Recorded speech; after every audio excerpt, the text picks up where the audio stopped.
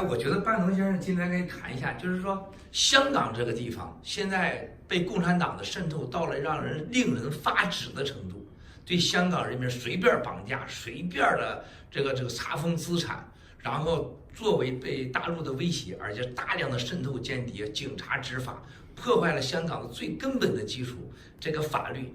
半农先生认为美国接下来会做什么，应该做什么呢？ Mr. Bannon, could you talk a bit on the issues in Hong Kong? Like, as you know, the CCP's penetration to Hong Kong is very serious, and they have been kidnapping people in Hong Kong. They've been sending a lot of spies in Hong Kong. So, what do you think the U.S. government would do on these issues? You know, when I was a young naval officer, the very first city in China that we pulled into or associated with China on the mainland was Hong Kong. I think that was in 1977.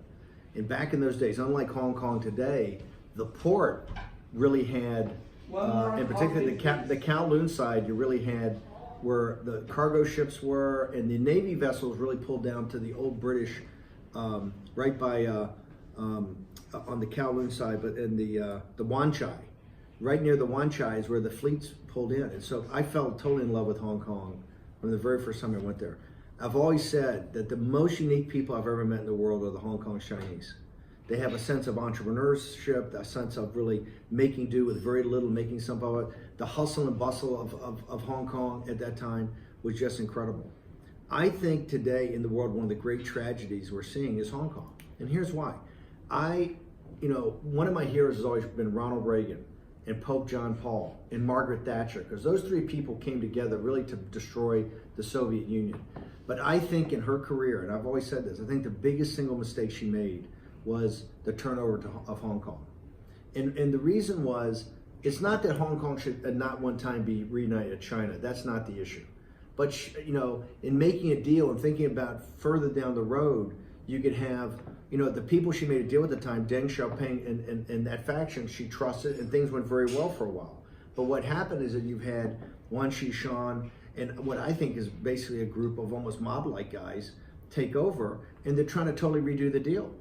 I mean, what's happening in Hong Kong today was not what the deal was.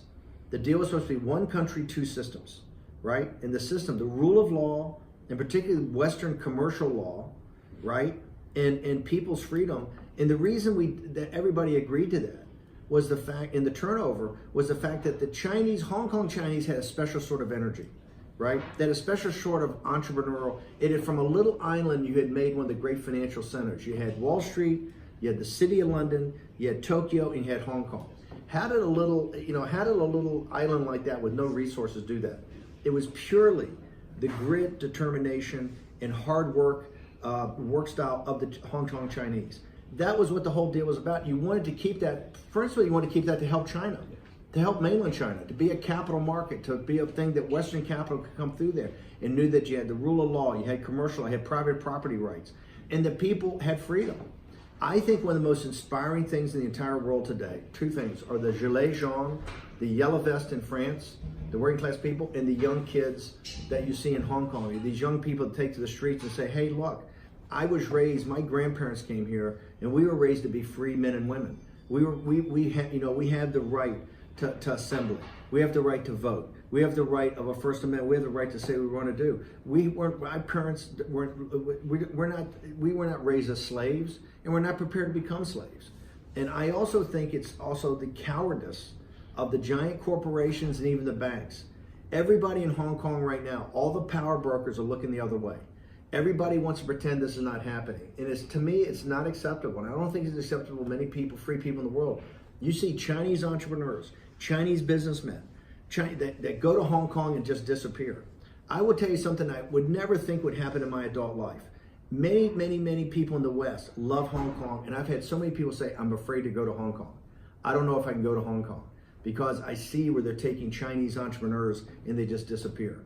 This is only going to hurt not just Hong Kong, it's going to hurt the working men and women in China, because Hong Kong is really a conduit for capital to get in to help build the businesses and industries of China for the Chinese people. And what you're seeing, because the CCP is trying to exert control and trying to break a deal, that now you're seeing real fear being put into people.